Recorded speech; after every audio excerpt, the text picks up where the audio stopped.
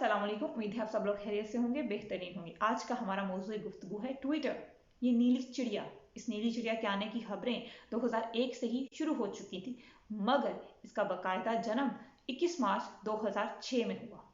Twitter के आने के बाद बहुत सारे इन्फ्लुएंशियल लोगों ने इसको ज्वाइन किया, जिसमें पॉलिटिकल लोग, बिजनेसमैन, ऑथर्स, रिपोर्टर्स, जर्नलिस्ट शामिल थे। जहां कम अल्फाज में अपनी बात रखी जाती है, अपने सार्वजनिक तक वो बात पहुंचाई जाती है जिसको वो शेयर करते हैं और अपने लोगों को सराहते हैं, जहां लोगों को ट्रेंड भी किया जाता है। फिलहाल कहानी अच्छी जा रही थी, सब कुशल मंगल था, लोग ट्रेंड हो रहे थे, अपनी बात रख रहे थे, अपनी बात पहुंचा रहे थे। कुछ कंट्रोवर्सीज हुई, कुछ लोगों ने फ्रीडम ऑफ स्पीच का गलत फायदा उठाने की भी कोशिश की, उसको हेट स्पीच बना दिया। कुछ लोगों के अकाउंट सस्पेंड हुए, कुछ लोगों को इस पर इतराज हुआ। तो ट्विटर आए दिन ट्रेंडिंग में रहता ही है, मगर लोगों की वजह से, उनकी बातों की वजह से। कभी इतना ट्विटर अपनी वजह से ट्रेंड में नहीं आया।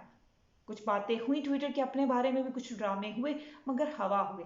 असल कहानी में ट्विस्ट तब आया जब दुनिया का अमीर तरीन शख्स एलन मस्क ने ट्विटर में अपनी दिलचस्पी दिखाई। इसके पीछे बहुत सारी वजूहात हो सकती हैं। एलन मस्क चूंकि ट्विटर के अलावा और किसी सोशल मीडिया प्लेटफॉर्म पर भी मौजूद नहीं है। ट्विटर पर एलन मस्क का एक और अकाउंट भी है जो कि एक हैकर रन करते हैं, जहां वो एलन मस्क के मुख्तलिफ प्रोजेक्ट्स के मुतालिक कुछ इंफॉर्मेशन। एलन मस्क कई बार उस अकाउंट के मुतालिक अपना कंसर्न भी दिखा चुके हैं कि वो उनकी प्राइवेसी के लिए कुछ इतना अच्छा नहीं है, वो कहीं उसे बंद भी करवाना चाहते थे। तो यूं बहुत सारी चीजें चलती रही। एलन मस्क हमेशा अपने दबंग रवैये की वजह से पहचाने जाते हैं, लोग उन्हें पसंद करते हैं और बहुत ज़्यादा एडमायर भी करते हैं। इसकी मेन वजह उनका अमीर तरीन होना है। रिपोर्ट्स के मुताबिक 21 जनवरी को एलन मस्क ट्विटर की कुछ शेयर्स बाय करते हैं, जिसके बाद उन्हें बुलाया जाता है, मगर वो अपीयर नहीं होते। फिर 24 मार्च को वो एक ट्वीट करते हैं, क्या वाकई ही में ट्विटर फ्रीडम ऑफ स्पीच का ख्याल रखता है, क्या वाकई में ये चिड़िया इतनी आज़ाद है। जिसके बाद उनकी प्राइवेटली ट्विटर के सीईओ पराग अग्रवाल और एक्स सीईओ जैक डॉर्सी से कुछ डिस्कशंस होती हैं, कुछ बातें होती हैं, जिसमें वो कहते हैं कि ट्विटर को या तो प्राइवेट हो जाना चाहिए या फिर इसको टोटली पब्लिक हो जाना चाहिए। तो वो अपने कंसर्न्स इस बारे में दिखाते हैं। ट्विटर का कोई राइवल प्लेटफॉर्म भी होना चाहिए, जिसपे फिलहाल जैक डॉर्सी काम कर रहे हैं, जिसे ब्लू स्काई कहा जाता है। अब 4 अप्रैल को ये बात डिस्क्लोज होती है कि एलन मस्क 9.2% के साथ ट्विटर में सबसे बड़े शेयर होल्डर बनते हैं, जिसके बाद अवाम में एकदम से सनसनी फैल जाती है। लोग ट्विटर के स्टेक्स में इंटरेस्ट लेने लगते हैं, जिसको देखकर ट्विटर की बोर्ड ऑफ मेंबर ये चाहते हैं कि वो उन्हें ज्वाइन कर लें। उनकी मीटिंग्स वगैरह तय पाती हैं। फिर कुछ अरसे के बाद, कुछ ही दिनों के बाद, एलन मस्क एक ट्वीट कर देते हैं कि ट्विटर इज डाइंग, जिसके बाद उनके ट्विटर के जो सीईओ हैं पराग अग्रवाल, उनके साथ कुछ अनबन होती है। इसके नतीजे में एलन मस्क कुछ सोचते हैं और वो 14 अप्रैल को $43 बिलियन के एवज ट्विटर खरीदने की ऑफर पेश करते हैं, जिसे कबूल कर लिया जाता है। दोनों के दरमियान मामला तय पाते हैं और ऑफर एक्सेप्ट हो जाती है। मगर कुछ दिनों बाद एलन मस्क को कुछ फीलिंग्स अच्छी नहीं आती। वही चीज़ जो हमें महंगी चीज़ खरीदने के बाद होता है कि महंगी ले ली है या जल्दबाजी में ले ली है, तो उन्हें भी कुछ ऐसा ही फील होता है और वो कोशिश करते हैं किस तरीके से ये डील कैंसिल हो जाए।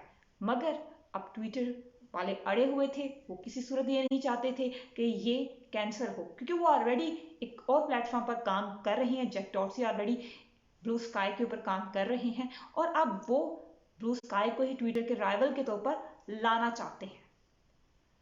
तो उन्होंने एलन मस्क का केस कर दिया। एलन मस्क मुख्तलिफ चीज़ें, मुख्तलिफ बहाने बनाते हैं। इसके बाद सिलसिला चलता रहता है। अगस्त में एक और शख्स सामने आते हैं, पीटर, जो कि पुराने हेड ऑफ सिक्योरिटी थे, जिन्हें उनकी बेकार परफॉर्मेंस की वजह से निकाला गया था। वो एक विसल ब्लोअर नामी एक रिपोर्ट शेयर करते हैं, जिसमें उनका कहना था कि ट्विटर अपने सिक्योरिटी मामलात के लिहाज से इतना कुछ अच्छा नहीं है और इसमें बहुत सारी गड़बड़ है। एलन मस्क को बहाना मिल जाता है और वो इसी चीज़ को कोर्ट में पेश करते हैं अपने सेकंड ऑब्जेक्शन के तौर पर। फिर वो दोबारा सितंबर में दोबारा अपनी थर्ड ऑब्जेक्शन पेश करते हैं। मगर इन तमाम मामलात के दौरान ट्विटर का केस स्ट्रॉन्ग था उसके स्टेक्स में भी कुछ इतना फर्क नहीं आया था, जिसके नतीजे में इलॉन मस्क को ये ऑफर एक्सेप्ट करनी ही पड़ी। तो उन्होंने 4 अक्टूबर को ये ऐलान कर दिया कि वो ट्विटर को खरीदने जा रहे हैं और इस ऑफर को सस्टेन करेंगे।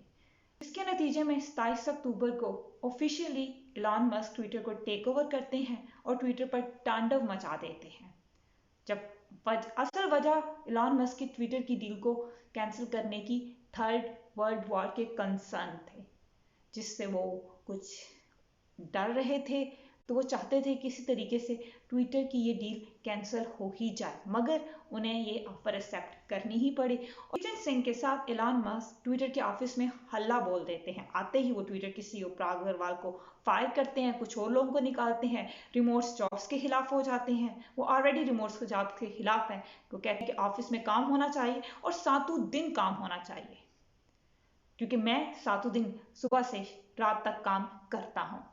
वो आते ही चाहते हैं कि वो ट्विटर को वी चैट जैसा बनाना चाहते हैं, जहां लोग एक दूसरे से बातचीत कर सकें, वीडियो कॉल कर सकें, ताकि ट्विटर कमाए, अच्छा कमाए। फिर साथ ही वो एक और ऑफर लॉन्च करते हैं, जिसमें आप महाना $8 के इवज अपने अकाउंट पर ब्लू टिक ले सकते हैं, जिसके नतीजे में बहुत सारे तनकीद का सामना इलॉन मस्क को करना पड़ता है। मगर वो यहाँ सिंघम की जगह चुलबुल बांटे बन जाते हैं और हर चीज का मजाहिया जवाब देते हैं। और यूं ट्विटर अच्छा खासा कॉमेडी क्लब बन जाता है, जिसमें स्टैंड अप कॉमेडी करने वाले मेन हीरो इलॉन मस्क ही हैं, जो कि सुर्खियों की नजर बनते हैं और कई दिनों तक ये सिलसिला जारी रहता है। बहुत सारे लोग बहुत सारी बातें कहते हैं, मगर वो एक कान से सुनते हैं और दूसरे कान से निकालने वाले ही बात करते हैं। कहते हैं कि वो तमाम वो अकाउंट जिनको सस्पेंड कर दिया गया था, एक प्रोसेस के बाद उन्हें भी दोबारा से एक्टिवेट करेंगे, जिसमें डोनाल्ड ट्रंप का अकाउंट भी शामिल था। डोनाल्ड ट्रंप उसकी इन बात को सराहते हैं, मगर वो कहते हैं कि मैं दोबारा ट्विटर ज्वाइन नहीं करना चाहता। इसके बाद बहुत सारे लोग ये कंसर्न भी शो करते हैं कि इलॉन मस्क हेट स्पीच को फ्री स्पीच का नाम दे रहे हैं, जिससे मसाइल आसान नहीं होंगे बल्कि मजीद बहुत ज्यादा बढ़ेंगे। और ऐसा हुआ। ऐसा $8 के एवज बहुत सारे लोगों ने अपने अकाउंट को वेरीफाई किया और गलत अकाउंट को वेरीफाई किया और अजीबो गरीब खबरें शेयर करनी शुरू की। कुछ ही घंटों में ट्विटर पर हल्ला बोल गया। पेप्सी ने अपने अकाउंट से कोक की तारीफ करना शुरू की। नेस्ले ने अजीबोगरीब अकाउंट बने, जिसके बाद ट्विटर को अपनी ये ऑफर रोकनी पड़ी। इलॉन मस्क, जिसे दुनिया एक अरसे तक एडमायर कर रही थी, अब उन्हें उनका एक नया चेहरा देखने को मिला, जिससे कुछ लोग एंटरटेन हो रहे हैं, कुछ लोग अफसरदा हैं, कुछ लोग परेशान हैं। मगर जो दौलतमंद हो, जो ऐसे लोग होते हैं, वो इतने ही सरफिरे और ऐसे ही होते हैं। आप डोनाल्ड ट्रंप को देख लीजिए। डोनाल्ड ट्रंप और इलॉन मस्क में कुछ इतना फर्क नहीं दिखता, अगर इलॉन मस्क भी खुलकर सामने आए तो। और ये लोग जानबूझ के इतना स्टूपिड बिहेव करते भी हैं। आप डोनाल्ड ट्रंप की बुक्स पढ़ लीजिए, उसमें वो इस चीज को बकायदा इस चीज को रखते हैं कि वो जानबूझ के ऐसी हरकतें करके पब्लिसिटी अर्न करते हैं, जानबूझ के ऐसी हरकतें करके वो बहुत सारी चीजें कमाते हैं।